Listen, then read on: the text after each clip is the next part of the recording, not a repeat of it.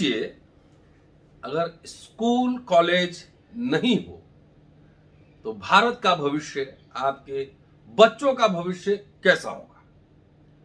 School college हो लेकिन वहां परमानेंट टीचर नहीं हो, टीचर हर समय सेंस ऑफ इनसिक्योरिटी में फंसा रहे, तो क्या आपके बच्चों का भविष्य बेहतर हो सकता है। पिछले 10 साल से दिल्ली विश्वविद्यालय में शिक्षकों की परमानेंट नियुक्ति नहीं हुई।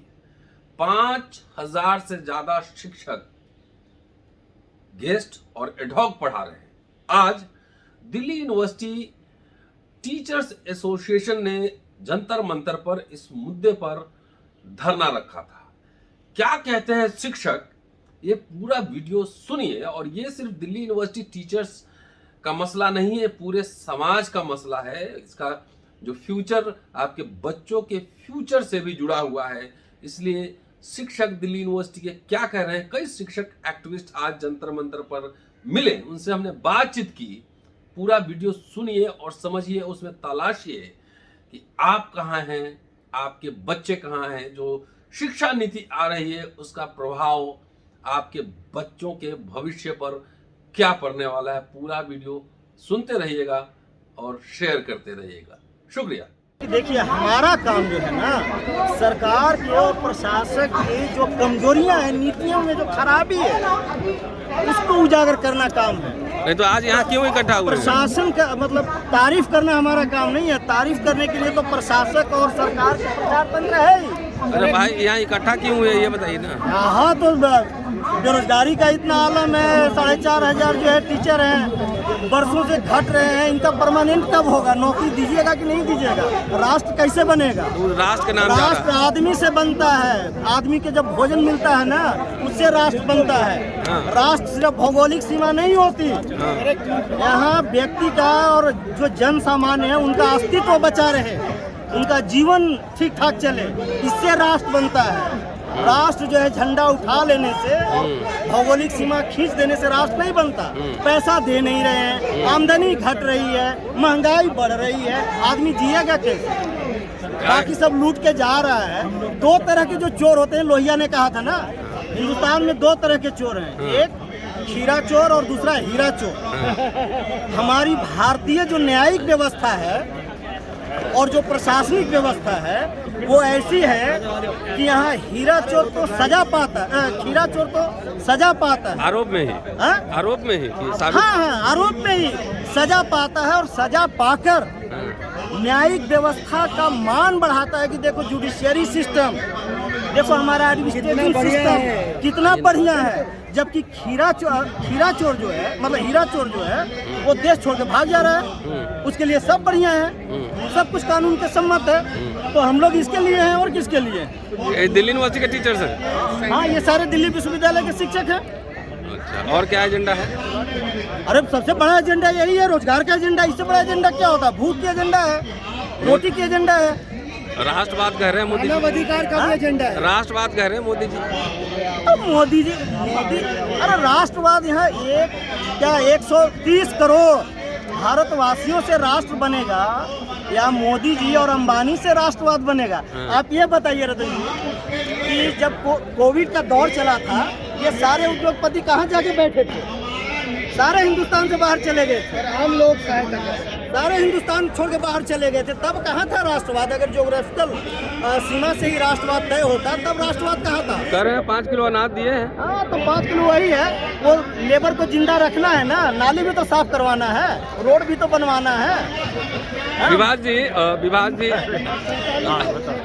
क्या क्या मुद्दा है? एक तो रोजगार का मुद्दा है, उसके अलावा सबसे बड़ा मुद्दा तो रोजगार का मुद्दा है, एब्जॉर्प्शन का। इतने सालों से टीचर खट रहे हैं एक अनिश्चित भविष्य को लेकर के, और पोस्ट खाली पड़ी हुई इतनी सारी, वो नहीं भरी जा रही। और इतने सालों से जो भर रहे हैं वो उनको बहुत दिनों से हमारी डिमांड है कि उन सबको एब्जॉर्ब कर लें। ये पहली डिमांड। दूसरी चीज़ है कि EWS के नाम पर सरकार ने छात्रों की संख्या बढ़ा दी है और उसको पढ़ाने के लिए न टीचर्स ज़्यादा दे रहे हैं, न दूसरी सुविधाएं दे रहे हैं। यानी आपने टीचर्स स्टूडेंट्स का और ज़्यादा लोड डाल दिया है और वो नहीं किया है। उसके अलावा और भी दूसरे तरह की डिमांड्स है, पुरानी पेंशन स्कीम्स बहाल करने की डिमांड है, इस तरह की और हमारे लोकल स्तर पर बहुत और डिमांड्स हैं। लेकिन मुख्य बात जो है वो वही रोजगार की है कि जो रोजगार है और स्थायी और सही रोजगार है। और न्यू एजुकेशन पॉलिसी में भी कुछ चर्चा है? न्यू एजुकेशन पॉलिसी को लेकर अभी ये हमारा धरना उसको लेकर के नहीं है, लेकिन उसको लेकर बहुत असंतोष है और बहुत सारी आशंकाएं हैं कि कैसे होगा, क्या होने वाला है। न्यू एजुकेशन पॉलिसी का जो ड्राफ्ट आया है उसमें टीचर्स का वर्कलोड बहुत घटने वाला है, खासतौर पर अंग्रेजी विभाग के शिक्षकों का, और उसको लेकर के सरकार कुछ नहीं कर रही है। बहुत सारे शिक्षक हो सकता है, शिक्षा व्यवस्था जब तक शिक्षकों के अच्छे भविष्य को नहीं बनाएंगे या उनका भविष्य सुरक्षित नहीं करेंगे, शिक्षक किस तरह से काम कर पाएंगे। नहीं, लोग कह रहे हैं कि जो न्यू एजुकेशन पॉलिसी है उसमें जॉब कटेगा और ये दोनों पैकेज में आया है। नहीं, उसमें जॉब को अनिश्चित, जॉब का जो प्रकृति है उसको अस्थिर बना दिया है। सबसे बड़ी बात है, सीधे सीधे नहीं कहा जा सकता है कि जॉब एकदम खत्म हो जाएगा, लेकिन वो इतना अस्थिर है कि उसमें एक सही ढंग से रोजगार की हमेशा पढ़ाने वालों के सामने तलवार लटकती रहेगी, तब वो बाहर चलेगा। और उसके बाद बेमतलब की बहुत सारी चीज़ें लाद दी गई हैं जो सुनने में बड़ी बड़ी बात लगती है। अब जैसे सवाल यही है कि कह रहे हैं कि भारतीय भाषाओं को लेकर के कह रहे हैं बहुत अच्छा होगा, लेकिन सही बात तो यही है कि सबसे ज़्यादा दबाव भारतीय भाषा के शिक्षकों पर ही पड़ना पड़ेगा। इसलिए क्योंकि इसके साथ जब आप ला रहे हैं एंट्रेंस सिस्टम, उसमें विद्यार्थियों को जो चॉइस मिलेगा, कितने लोग चॉइस से आज भारतीय भाषाओं को का मीडियम लेना चाहते हैं या वो पढ़ना चाहते हैं, उसमें आप रोजगार की संभावनाएं प्रकाशन के लिए, उसमें रिसर्च के लिए ज़्यादा फंड लीजिए, उसके बाद वहाँ पर पढ़ाई की व्यवस्था कीजिए। आपने दिखाने के लिए कह दिया कि हम भारतीय भाषा में पढ़ाई की संभावना करते हैं और कर क्या रहे भारतीय भाषा के नाम पर। तो जो प्रयत्न करना है, नियत ठीक है मानते हैं, लेकिन उसके लिए सही कोशिश कीजिए, आप सही तरीके से आइए, सिर्फ वो दिखावे के लिए सब मत कीजिए। और बार बार स्ट्रक्चर बदलकर एजुकेशन सिस्टम को खासतौर पर दिल्ली विश्वविद्यालय में मतलब इतने एक्सपेरिमेंट कर दिए गए हैं, रोटी को इतनी तरह से सेका गया है कि एकदम जला करके उसको राख कर दिया। यही मंशा है और टीचर इसीलिए इसका इम्पैक्ट तो सोसाइटी एट लार्ज, पूरे समाज में पड़ेगा। शिक्षा का इम्पैक्ट पड़ता ही है, किसी भी तरह से पड़ता है। और उच्च शिक्षा जो है वो रोजगार और शिक्षा के बीच की कड़ी है। इसी को अगर आप खत्म कर देना चाहेंगे, इसमें चीज़ें एकदम नहीं रहेंगी, तो इसको खत्म कर देने पर आप चाह रहे हैं कि एक खास स्तर के रोजगार से ऊपर आम जनता नहीं आए। यही संभव है। शुक्रिया विभाग जी। मैं डॉक्टर संजय कुमार हूँ, जाकिर हुसैन दिल्ली कॉलेज इवनिंग का स्टाफ का प्रेसिडेंट हूँ। आज का जो हमारा प्रदर्शन है उसका जो एक मेन मुद्दा है, दिल्ली विश्वविद्यालय में 5000 शिक्षक पिछले 10 से 15 सालों में अस्थायी तौर पे काम कर रहे हैं और जो दिल्ली यूनिवर्सिटी के हर काम को मेहनत से करते हैं, स्टूडेंट्स के लिए मेहनत करते हैं, कॉलेज के लिए मेहनत करते हैं, मगर उनको स्थायी या किसी कारण से नहीं किया गया है। कभी सिलेक्शन कमेटी नहीं हुई, कभी एक पिछले ऐसे वाइस चांसलर आए थे जिनका नाम योगेश त्यागी था, जो काम नहीं करना चाहते, उनके कारण पूरे 4 साल बर्बाद हुए, कोई अपॉइंटमेंट नहीं हो पाए। तो इन सब चीज़ों के खिलाफ डूटा ने दोबारा प्रयास किया कि जो व्यक्ति जहाँ पढ़ा रहा है उनका वहीं स्थायी किया जाए, क्योंकि सब अपनी योग्यता रखते हैं, एलिजिबिलिटी रखते हैं और सबसे बड़ी बात है सबको 10 से 15 साल, 12 साल, 5 साल से कॉलेजों में पढ़ा रहे हैं और उन्हीं नियम कायदों के तहत पढ़ा रहे हैं जिससे यूजीसी अपॉइंटमेंट करती है, स्थायी अपॉइंटमेंट करती है। प्रभात जी।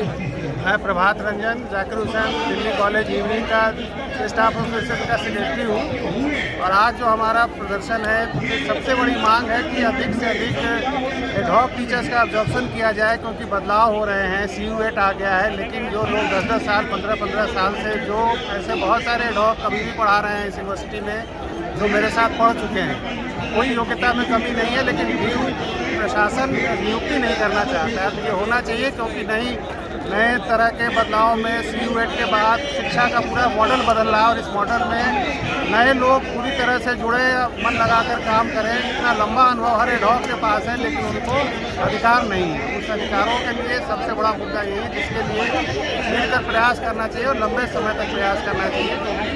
ऐसा आंदोलन नहीं होने जारी का रहेगा? आंदोलन जारी रहेगा और ड्यू का ढांचा अगर ये ढॉ का ऑब्जर्वेशन नहीं हुआ तो चरमरा जाएगा, ऐसा मुझे लगता है।